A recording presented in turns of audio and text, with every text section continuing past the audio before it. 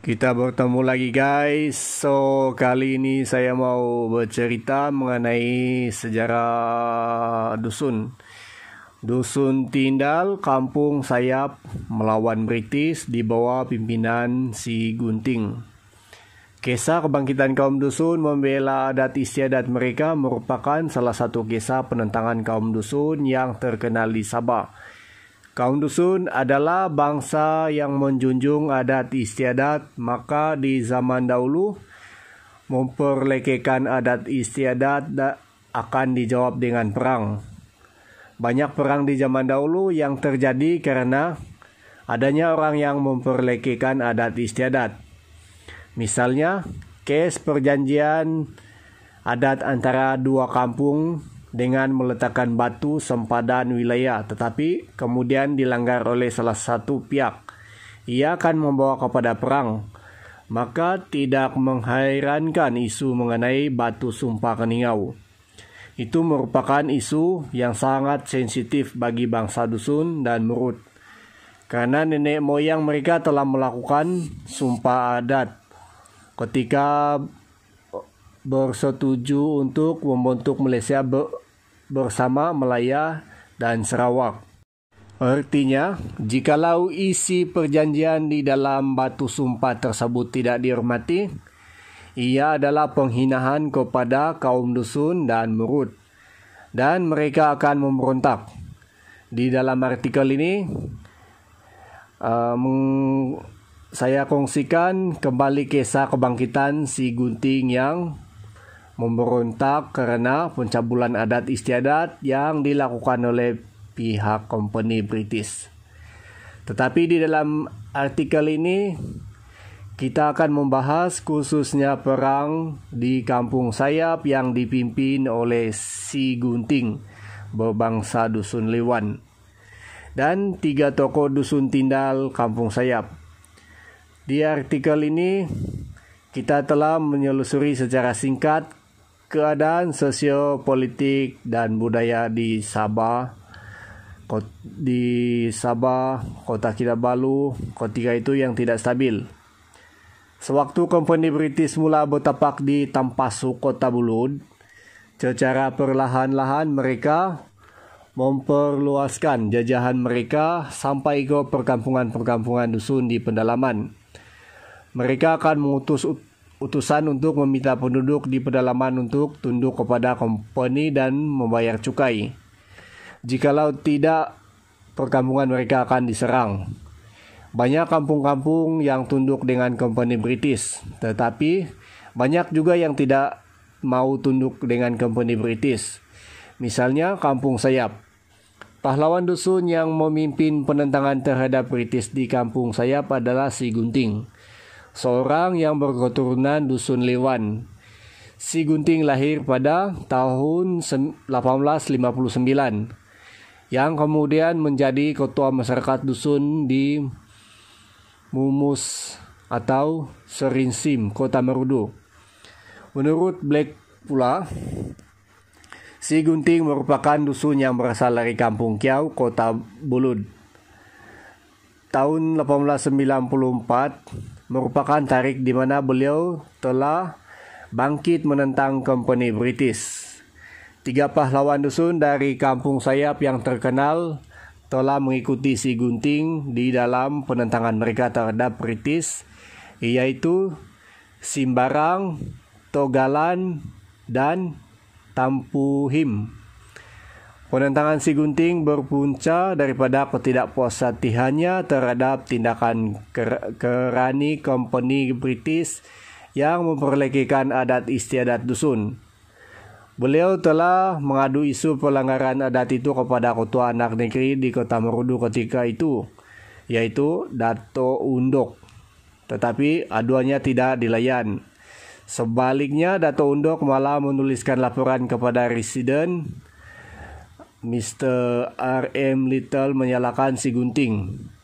Ini menyebabkan Si Gunting menjadi berang dan bangkit memberontak menentang company British karena sikap mereka yang memperlekehkan adat istiadat dusun. Beliau mengumpulkan pengikutnya untuk menyerang pusat pentadbiran company di Mumus, Serinsim, di dalam serangan yang dipimpin oleh Si Gunting ke atas Balai Polis dan Pusat Pentadbiran Company di Mumus, Serinsim. Residen British di kawasan tersebut ketika itu, yaitu Mr. R. M. Little, berjaya menyelamatkan diri dari serangan ini. Akan tetapi, si Kerani yang melakukan penghinaan terhadap adat kaum dusun berjaya dibunuh bersama 7 anggota polis Serinsim. Company British juga menyalahkan Si Gunting atas serangan di tahun yang sama ke atas Pusat Pentadbiran British di Kinarom, di mana seorang Rani Melayu dan 2 polis Iban telah terbunuh di dalam serangan pada Mei 1894 tersebut. Serangan yang dilancarkan oleh Si Gunting ini menyebabkan pihak Company British mengisytiharkan perang melawan Si Gunting. Perang ini disebut dengan istilah Si Gunting War atau Perang Si Gunting. Perkampungan Si Gunting telah menyerah kalah setelah diserang oleh pasukan dari Company British, sementara Si Gunting pula telah berundur ke Kota Bulud di Kampung Sayap, di mana beliau telah membina sebuah kubu yang kuat di perkampungan tersebut. Lokasi kawasan kubu tersebut masih wujud sampai hari ini, disebut Kinuta, artinya yang berkubu. Kampung Sayap menyokong pergerakan penentangan Si Gunting. 3 tokoh Kampung Sayap yaitu Simbarang, Togalan, dan Tampuhim telah pergi bersama-sama Si Gunting untuk memujuk kaum dusun di kawasan kedamaian Kota Bulud untuk bangkit menentang British. Setelah kejayaan serangan beliau di Mumus, beliau ingin memimpin serangan pula untuk memusnahkan Pusat Pentadbiran Company British di Abai, Kota Bulud. Tetapi kaum dusun kedamaian memilih untuk tidak terlibat di dalam pergerakan Si Gunting menentang Company British. Mr.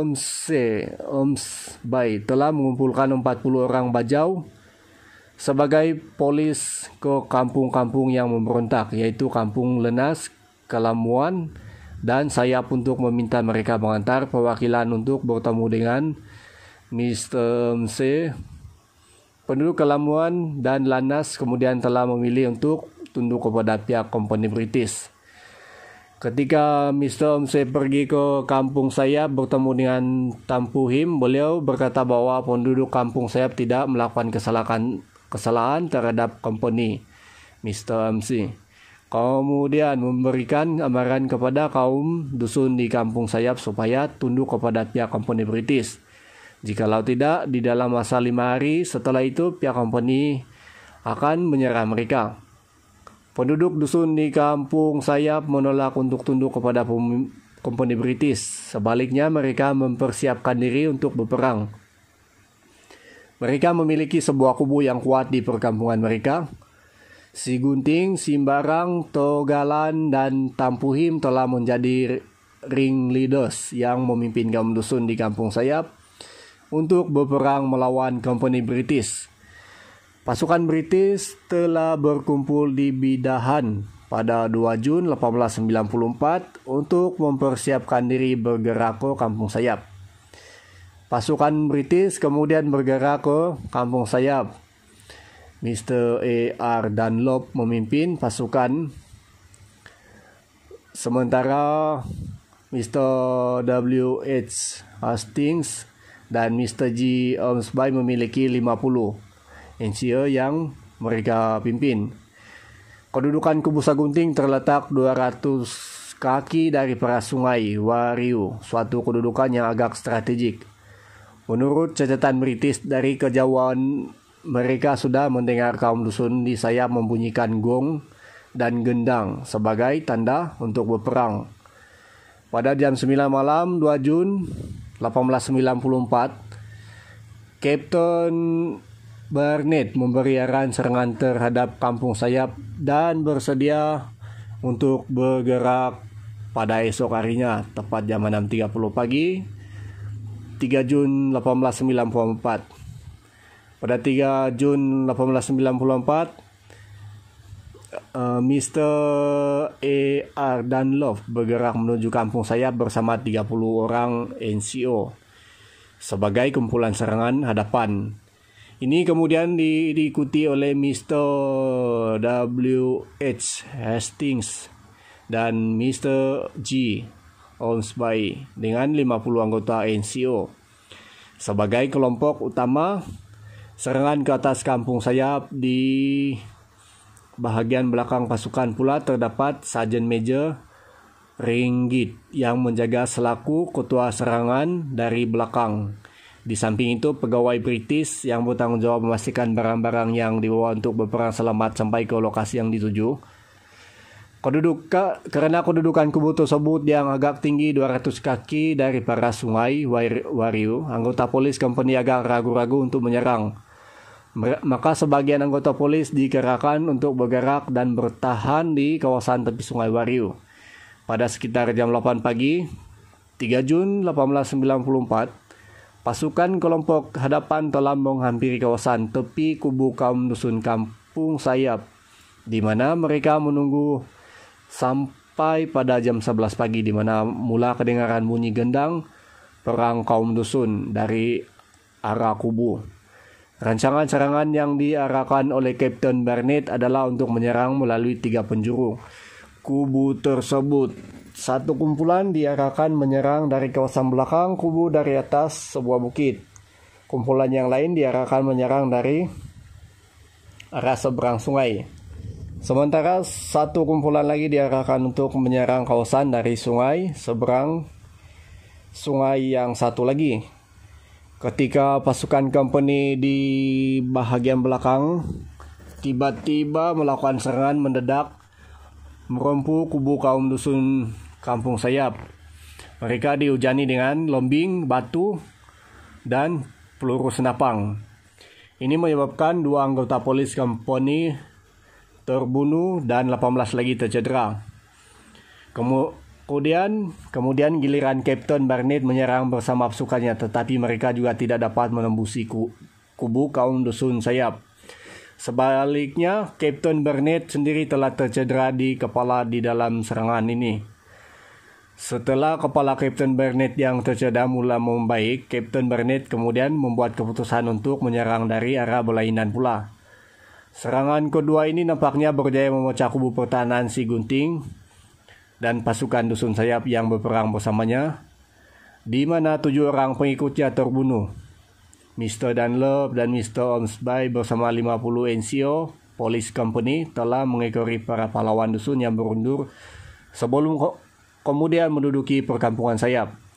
Pada petang hari tersebut, seluruh perkampungan Sayap dan kubu mereka pun berjaya diduduki oleh pasukan company British. Tokoh-tokoh dusun dan penduduk Sayap kemudian menyerah diri kepada company, tunduk kepada pemerintahan company British.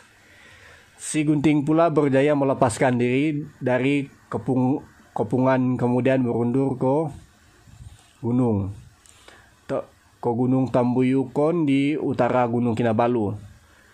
Si Gunting menjadikan kaki Gunung Tambuyukon sebagai markas terbarunya untuk menentang company British secara gerila bersama pasukan kecil pengikutnya.